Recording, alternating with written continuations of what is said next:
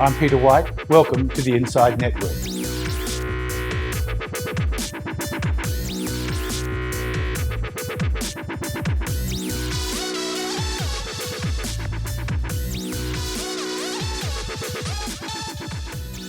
Welcome to a discussion on sustainable bonds and green bonds. I'm Peter White, and my guest today is Vishal Khanduja, co-head of Broad Markets Fixed Income.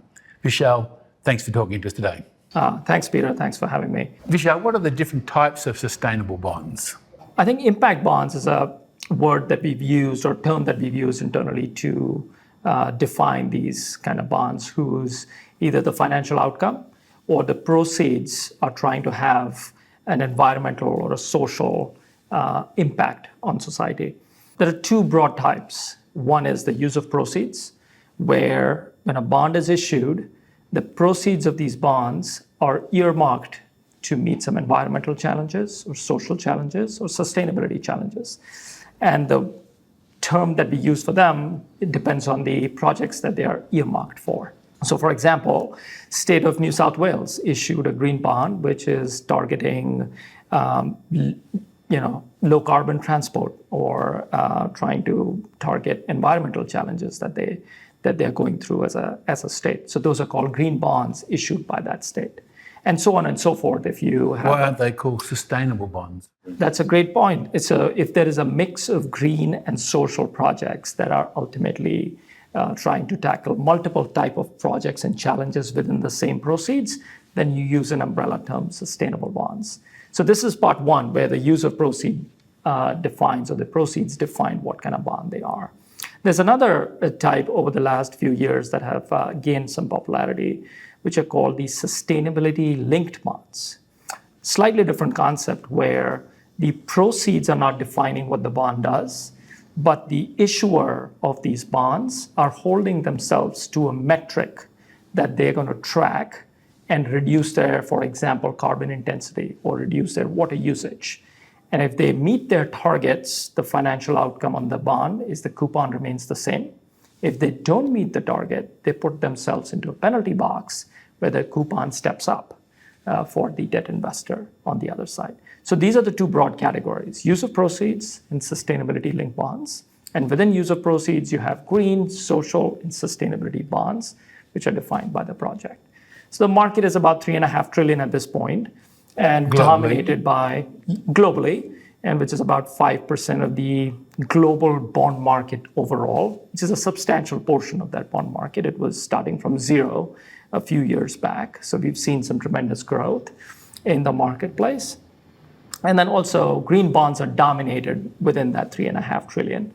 I think green bonds totaling about $2 trillion outstanding at this point. Well, what's the market outlook for green bonds at this point in time? Great question. I think taking a step back, Peter, I think it helps us look into the rear view a little bit of how the market has grown. I think till like 2022, till like just last year, you'd seen this tremendous growth where sustainable bonds were probably 2% of the global bond market outstanding. So they got to that 5% of total outstanding from $1 trillion to $3.5 trillion as we went through. So tremendous growth, both in issuance as well as demand for these kind of bonds. And then 2022 came along, which was a watershed moment for the fixed income market, where global central banks were fighting this spike in inflation that we had seen post-COVID. And both the demand and supply for fixed income instruments in general was constrained. So we saw that year come through where even sustainable bonds had a dip in absolute supply versus the 2021 benchmark that we were comparing it to. So going forward now, I think 2023, 2024, we might be a little out of consensus here by saying that we are actually pretty bullish on both the demand as well as the supply for these kind of bonds. And there are a few reasons for that. One, I think the buyers and the sellers, I think the issuers and the demand for these bonds, both sides are incentivized pretty drastically here. The issuers are incentivized because either they have set themselves up for some targets, net zero targets is one thing that comes to mind, or some carbon reduction targets that they've set up. And this bond market allows them to do that pretty efficiently at this point. And corporations are incentivized also by the regulation and by some of the tax incentives that are coming in place from, in the US, it's all about the IRA, the Inflation Reduction Act. In Europe, which needs to drastically transition its energy policy or its energy infrastructure, they've come up with a Repower Europe. That's the project that they've come up with. So there are a lot of incentives coming from the top down, where the federal government in different jurisdictions is incentivizing issuers to move and transition their carbon-heavy infrastructure. Or what about the issue of greenwashing? Great point again. I think that is front. How do you stay true to label? And is it an issue and is it a worry? It's absolutely an issue. I think both from the issuer standpoint to make sure that the standards are met, the standards that they lay out are very stringently met. And then for the investor perspective as well, we've been very vocal as Calvert, as Morgan Stanley, about these issues from front and center from the inception of this marketplace. I think going back to like 2012 here in the US and globally, that I think few things that we've done our bit to make sure that we are taking care of these issues within our client portfolios is that we have set a team that is looking at not only the pre-issuance of these bonds and what the standards are by issuer, but also the post-issuance, which becomes like super important at this point. And then I think we have a very active dialogue with issuers and corporations or municipalities or sovereigns that are issuing these bonds of what we would like to see or what our investors would like to see in terms of meeting the standards and high standards that we are setting for these bonds. So yes, absolutely a concern. And we have our teams of experts who are helping make sure that we mitigate this concern in client portfolios. Well, how big an issue is climate action in spurring interest in sustainable bonds and green bonds? Presumably quite large, is it? Pretty significant, I think. And we've seen that time and again. I think there are companies now that are facing a lot of issues because of climate change. I think there are utilities in the US which had to file bankruptcy because of a lot of significant climate issue that they had faced in the western part of US. There are a lot of other stories like that are showing up where a lot of these climate risks are becoming financially material for corporations to ignore.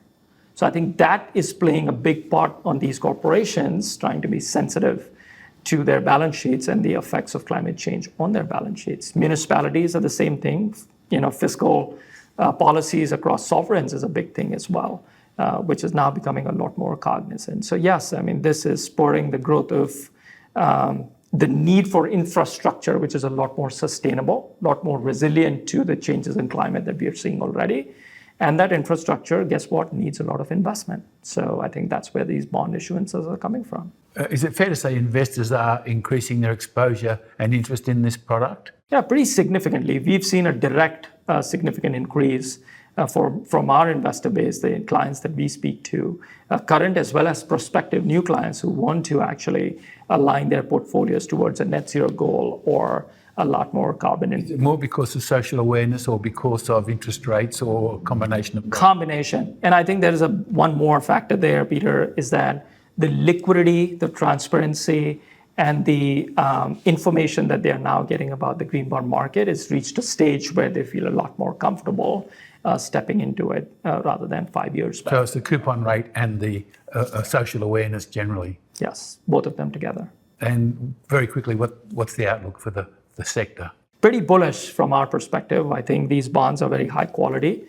They pay a good amount of income in a risk-adjusted format for fixed income portfolios. And I think the biggest thing that I am excited about is, yes, 2022 was a watershed moment or year for fixed income market as yields rose and bond prices fell down. But the best part of that was the starting point of 2023 is amazingly attractive at this point, both in yields and spreads versus your other cash type instruments that you hold in your portfolio or equities you hold in the portfolio. So both broadly from a sustainable bond market perspective that I'm bullish on, as well as from the overall fixed income market, 2023 stands to gain from it. Vishal, thanks for talking to us today. Thank you, Peter.